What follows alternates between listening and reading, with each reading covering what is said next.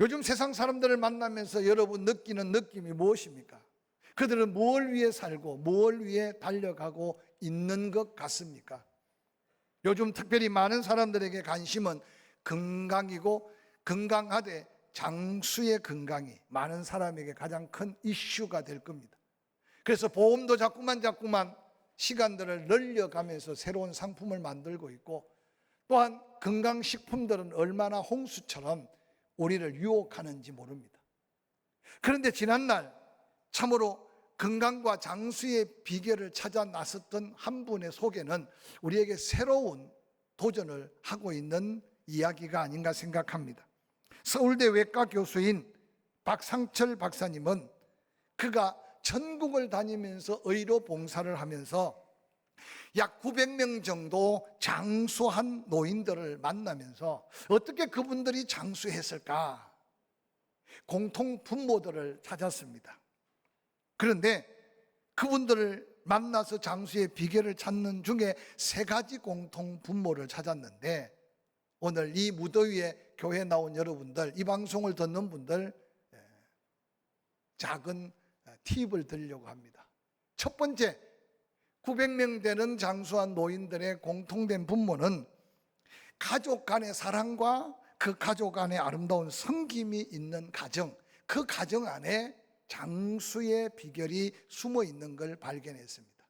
갈수록 핵가족화가 되고 가족의 구성원들이 갈수록 더 바빠져서 함께 사랑을 나누고 함께 서로 봉사하고 함께 서로 헌신할 수 있는 기회를 박탈당하는 이 시대에 이전에 우리 선조들의 장수의 비결이 우리에게 새로운 도전의 메시지가 될 수 있지 않을까 생각해 봅니다. 두 번째, 장수한 분들, 자신의 맡은 일, 자신의 어떤 크고 작던 사명의 일에 성실하고 충실한 삶을 가지고 있는 분들이 대부분 건강하게 장수하고 있더라는 겁니다. 즉, 이 말은 무슨 말이냐 하면 죽음 직전까지 뭔가 할 일을 찾고 그 일에 성실하게 진실되게 일하는 사람에게 장수의 놀라운 비결이 숨어져 있었다는 거죠. 마지막 3번째는 꾸준한 운동과 적당한 식사입니다. 즉, 잘 먹고 열심히 몸을 움직여서 자기 건강을 지켜가는 건데, 그런데 이 3가지 외에 공통적으로 한 가지 찾았던 것은 그들 중에 100명은 일제강점기, 6.25의 동란, 특별히 여러 가지 삶의 위기가 많았는데도 그 가운데 100명은 눈에 띄게 건강의 비결이 있었답니다. 그건 바로 믿음을 가진 사람들의 부류였다라는 것을 발견했습니다. 믿음을 가진 사람들의 부류를 살펴보니까 그와 같은 3가지 공통점을 가지고 있으면서 거기에 덧붙여 그 어떤 걱정도 근심도 하지 않는 삶의 감사가 바로 에너지가 되었다는 사실을 발견했습니다.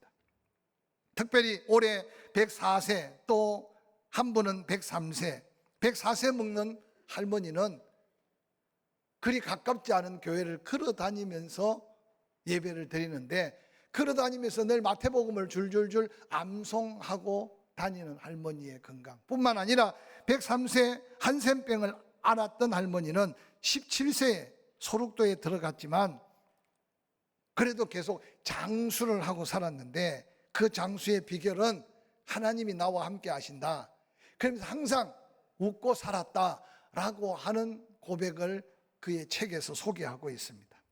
사랑하는 성도 여러분, 한마디로 말하면 하나님이 우리에게 주신 생명, 건강, 그것도 행복감 안에 장수하며 살 수 있는 비결은 사랑으로 섬기고 주어진 일에 즐거움으로 일하되, 참으로 하나님이 내게 주신 사명이라고 붙던 그 사명 가지고 기쁘고 즐겁게 살아가는 삶이 이 땅에 육신의 건강뿐만 아니라 삶의 풍요로움을 누리게 하는 축복의 비밀이라는 사실을 다시 한번 기억하는 이 시간이 되기를 바랍니다. 그러면 여러분은 지금 어떤 삶을 살아가고 있습니까? 어떻든 오늘 우리가 이러한 세상 속에서 세상의 흐름과 세상의 방향만 따라 쫓아가는 자가 아니라 뭔가 새로운 도전의 삶을 발견해야 되기 때문에 오늘 이 예루살렘 은혜의 성 안에 베데스다, 그 이름이 히브리 말로 자비의 집이라는 뜻인데, 그곳에 계신 예수 그리스도를 만났던 38년 된 병자가 나은 기적을 통해 우리에게 도전하는 하나님의 음성이 무언가를 찾아가면서 먼저 우리만이라도 하나님의 은혜의 자리에 단단히 서고 세상 속에 방황하는 수많은 영혼들에게 보여야 될 걸 보여주고 도와줘야 될 걸 도와줘 가면서 지난주 설교했지만 선한 사마리아인을 찾는 그들 곁에 우리와 함께하는 예수 그리스도를 드러내 보일 수 있는 저와 여러분이 될 수 있기를 주의 이름으로 간절히 축원합니다. 오늘 함께 읽었던 본문 요한복음 5장 1절은 이렇게 시작합니다. 그 후에 유대인의 명절이 되어 예수께서 예루살렘에 올라가시니라 라고 기록합니다. 예수님께서 지금 주로 갈릴리 지역에 복음을 전하셨습니다. 소외된 자, 가난한 자, 병든 자, 그래서 그들 곁에 늘 예수님이 가셔서 위로하심과 치유하심과 고치심의 은혜를 덧입혀 주셨습니다. 그런데 그 분주한 복음의 사역을 잠시 미루고 유대인의 명절 유월절을 맞이해서 예수님도 유대인으로서 유월절을 지내야 하기 때문에 예루살렘으로 올라가셨다고 성경에는 소개합니다. 당시에 유월절을 만나고 유월절 이어 무교절을 지나는 축제에는 전국에 흩어져 있는 유대인들과 예루살렘의 주변에 있는 유대인들이 함께 모여서 예루살렘 그 성 안에 작으면 15만 명, 많게는 20만 명 정도 절기를 지키기 위해서 예루살렘 성 안으로 모여들기 시작합니다. 유월절 절기가 끝나고 이제 무교절 절기를 지내면서 그들은 지난날 은혜를 기억하고 축제를 벌립니다. 그래서 예루살렘 성 상징적으로 하나님의 임재하심의 법궤가 솔로몬 이후 그들이 성전을 지어서 그곳에 하나님의 은혜가 함께하는 장소, 그래서 보호함을 받고 그 은혜 안에 있는 예루살렘 성 그곳에서 드리는 축제의 절기. 그런데 예루살렘 성 안에 양의 문, 그 문에서 약 200m 정도 주님이 십자가를 지고 걸어가셨던 고난의 길을 걸어가면 오른편에 이 지금도 베데스다 연못을 발굴해 놓은 그 현장이 등장합니다. 성 안에 있지만 그곳에 은혜와 자비가 없는, 아니 이름은 베데스다 자비의 집이었으나 그곳에 전혀 자비를 찾을 수 없는 비극의 현장이 바로 은혜의 성 예루살렘 성 안에 있다는 사실을 우리에게 지금 보여주고 있는 겁니다. 예수 그리스도께서 오늘 이 성을 찾은 이유는 바로 그 베데스다 안에 소문으로 무성한 한 소문을 듣고 전국에서 사람들이 모여듭니다. 가끔 천사가 내려와서 그 큰 베데스다 연못의 물을 휘저어 움직이면 그 움직이는 물을 가장 먼저 바라보고 가장 먼저 그 물에 몸을 담그는 자는 어떤 병에 걸렸든지 낫는다 라는 이 소문이 예루살렘을 넘어 유대 각처에 소문났습니다. 고고학 학자들이 이 베데스다 연못을 발굴해 보니까 그 연못의 규모가 50m, 55m 가로 세로를 가진 큰 못이 2개가 있었다. 그래서 물이 귀한 이스라엘 예루살렘의 그 성전의 모든 결례를 따른 예식을 치르기 위해 우기 때 감람산으로부터 성전산으로부터 몰려오는 그 물을 모아서 절기 때 사용하는 물 저장고인데 그 크기가 거의 축구장만 한 물 저장고가 있었다고 한번 상상해 보시기 바랍니다. 그런데 이 소문이 퍼져나가는 중에 여기저기 병든 자, 세상 말로 고침받을 수 없는 병든 자들이 유일한 희망, 유일한 소망이 베데스다 물이 동할 때 그곳에 들어가 고침받는 것이 그들의 유일한 소망이었습니다. 오늘 본문은 그렇게 소개합니다. 요한복음 5장 4절, 천사가 가끔 못에 내려와 물을 움직이게 하는데 물이 움직인 후에 먼저 들어가는 자는 어떤 병에 걸렸든지 낫게 되밀어라. 거기 38배가 된 병자가 있더라. 예수께서 그 누운 것을 보시고 병이 벌써 오래된 줄 아시고 그 베데스다 연못가에 38년 된 병자 앞에 선 예수 그리스도의 그 모습을 한번 그려보시기를 바랍니다. 그런데 놀랍게도 갈릴리 지역에 예수님이 움직이시면 기적을 이미 경험했던 수많은 사람들, 또한 더한 기적을 구경이라도 할 구경꾼들까지 무수한 사람이 몰려들었는데 웬일인지 오늘 요한복음 5장에 6월절 그 많은 사람이 몰려왔지만 예수님이 베데스다 연못가에 갔을 때는 구경꾼도 없었고 따르는 사람도 없었고, 아니 그 연못 행각 5에 수없는 병자들이 누워 물의 움직임을 보고 있지만 예수 그리스도께 대한 관심이 없었던 그 현장을 오늘 그대로 우리에게 보여주고 있습니다. 베데스다, 자비의 집. 자비가 필요한 사람들이 그곳을 찾았으나 자비가 없었던 베데스다. 많고 많은 환자들 가운데 예수님은 이미 그 가운데 가장 오래되고 가장 고통 많은 한 환자 앞에 서신 예수 그리스도, 여러분 한번 그 현장을 살펴보시기를 바랍니다. 사랑하는 성도 여러분, 그런데 놀랍게도 오늘 본문을 아무리 살펴봐도 예수님이 그 베데스다 연못을 찾자마자 그 누구 한 사람도 그리스도 예수다, 죽은 자를 살리시고 안전병이 일으키시고 문둥병을 고치신 예수님이 오셨다라고 그 예수를 알아보는 사람은 한 명도 없었다는 사실입니다. 저는 이 본문의 말씀을 묵상하다가 오늘 우리가 살고 있는 이 시대가 베데스다 연못과 다를 바가 없음을 생각하면서 우리만이라도 무엇을 바라봐야 하고 우리만이라도 무엇을 쫓아가야 할지 믿음의 분명한 자기 자존감과 자기 사명을 다시 한번 깨닫는 이 시간 되기를 주의 이름으로 간절히 축원합니다. 제가 서론에 물어봤습니다. 이 세상 사람들이 요즘 주 관심사가 뭘까? 무엇을 위해서 살아가며 무엇을 위하여 중요한 시간과 정력을 쏟고 있을까?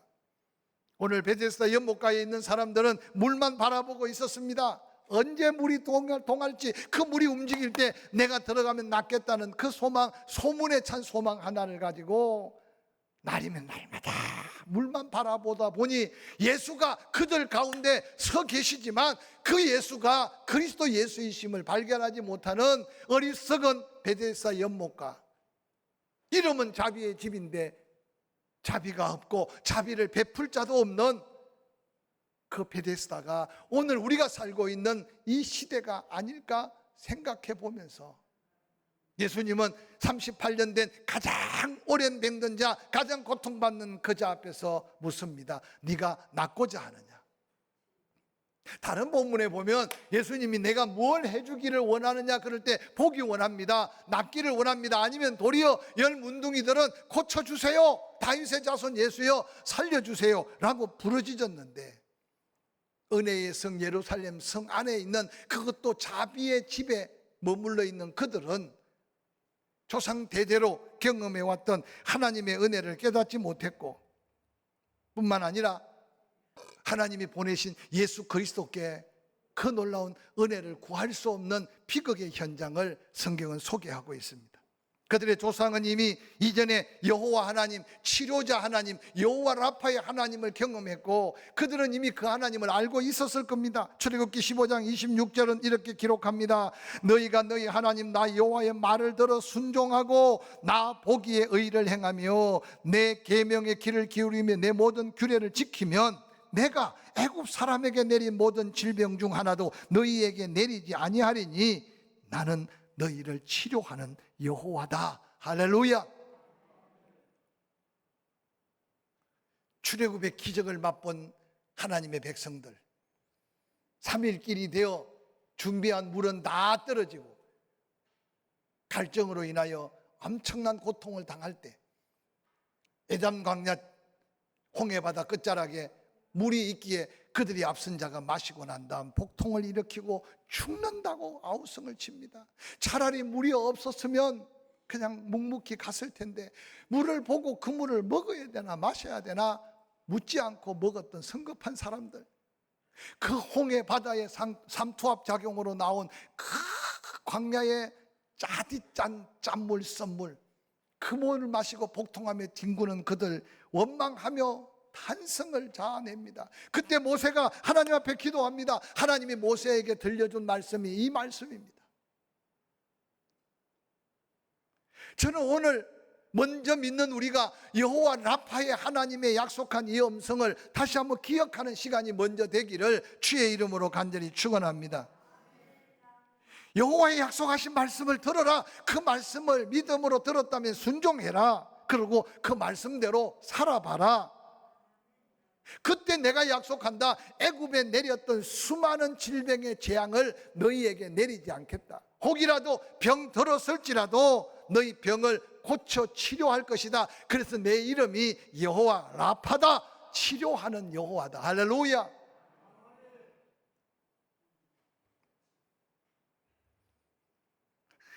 여호와 하나님은 이사야를 통해 예수 그리스도 오신 목적에 대해서도 말씀합니다. 이사야서 54장 4절에 그는 실로 우리의 질고를 지고 우리의 슬픔까지 당하셨다. 병에서 자유한 뿐만 아니라 우리의 고통까지 대신 당하셨고 우리의 슬픔까지 대신 당하셨다. 그래서 예수 안에 기쁨이 있고 예수 안에 항상 기뻐할 수 있는 은혜가 있다는 것을 증거하고 있지 않습니까? 뿐만 아니라 역대하 7장 14절에 보니까 흉악한 죄를 지었다고 할지라도 진심으로 회개하면 여호와 하나님께서는 그 땅도 고쳐주신다. 믿으시면 아멘. 환경까지도 바꾸어 주시는 하나님이 바로 전능하신 살아계신 하나님이라는 사실을 다시 한번 기억하는 이 시간이 되기를 주의 이름으로 간절히 축원합니다. 오늘 전 세계가 코로나로 얼룩진 얼마나 많은 사람이, 여러분, 전쟁의 고통보다 더한 고통, 전쟁의 자리에 살인 무기로 쏘고 찌르고 죽인 숫자보다 상상할 수 없는, 이제 우리는 어느 날 익숙해져서 몇 명이 죽었다고 해도 아무런 관심이 없어. 나만 안전하고 나만 살면 될 것 같은 이 시대 속에 과연 하나님의 은혜로 살아야 되는 그리스도인들의 모습은 어떠해야 될까 생각해 보시기를 바랍니다. 믿든지 아니 믿든지 여호와 하나님은 치료의 하나님, 여호와 라파의 하나님인 걸 다시 한번 기억하고 믿는 이 시간이 되기를 주의 이름으로 간절히 축원합니다.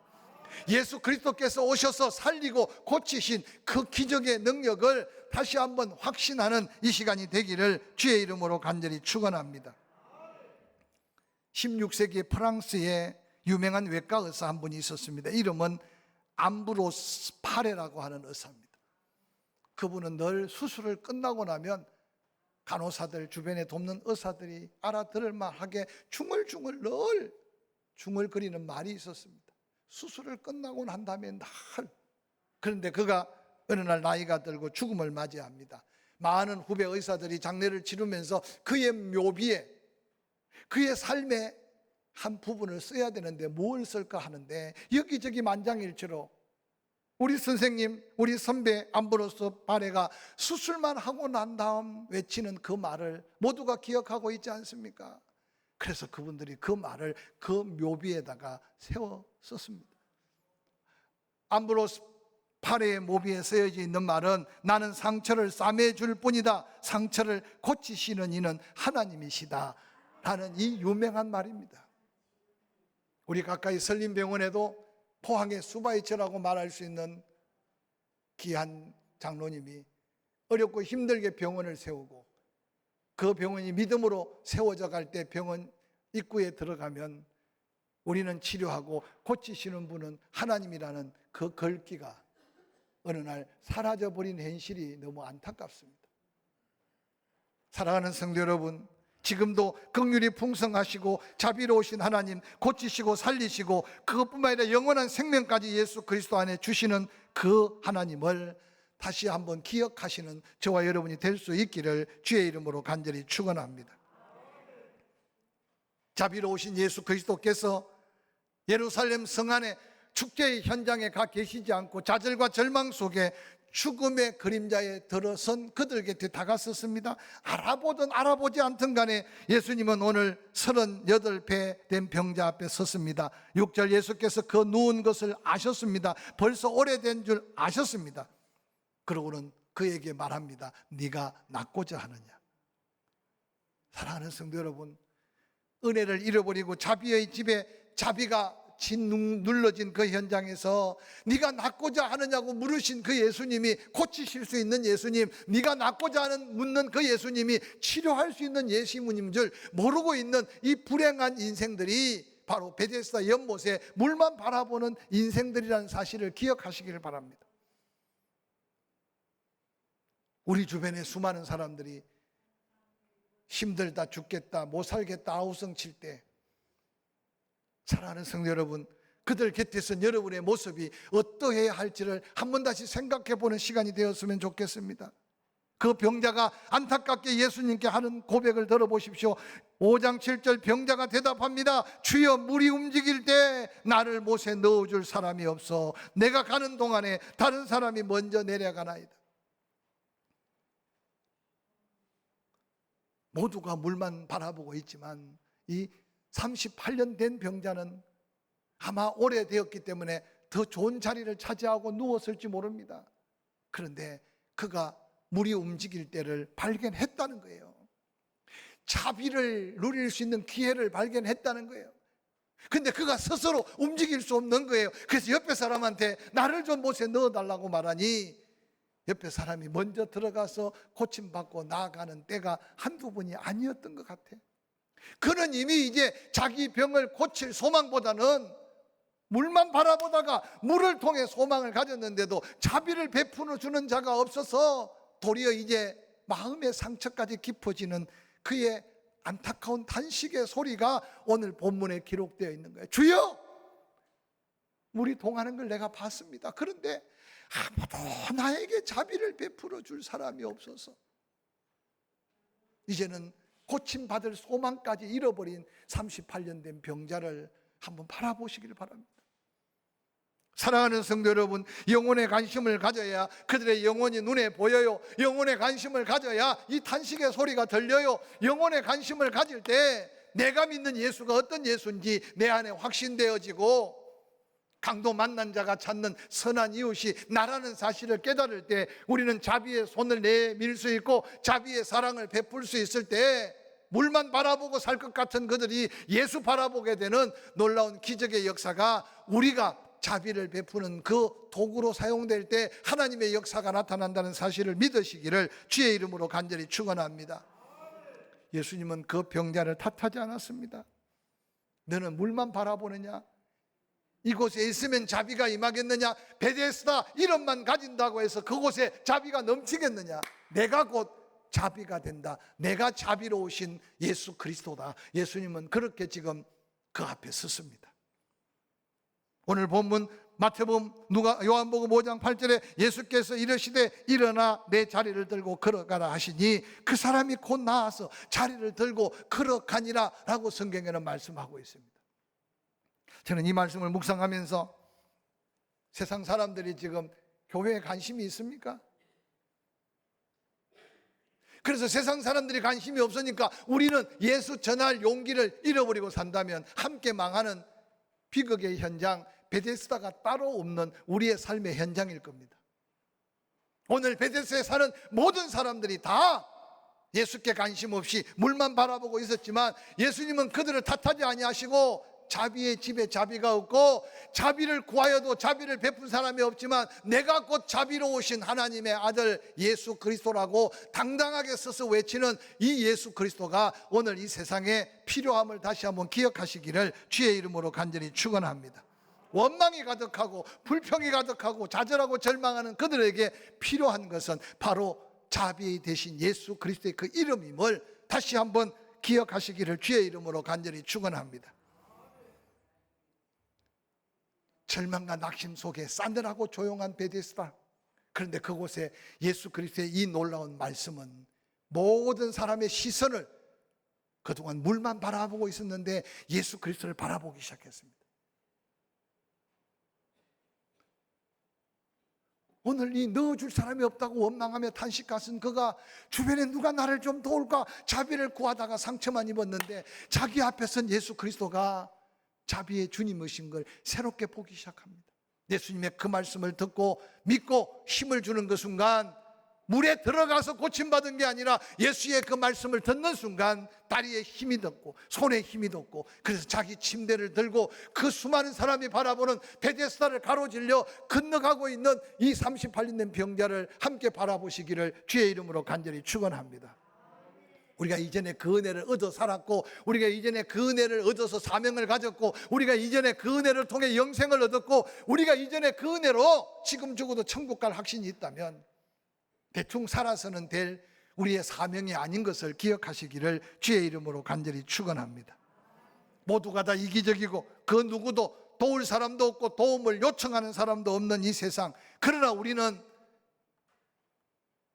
자비가 없는 베데스다 같은 세상이지만 내가 받은 그 은혜, 내가 받은 그 사랑, 내가 받아 누리는 그 자비로움으로 받은 구원을 누구에겐가 보여야 되고 전해야 되고 수고로이 자비를 행할 때 하나님의 놀라운 구원의 역사는 우리 모두에게 하나님의 영광으로 이어질 줄로 확실히 믿습니다.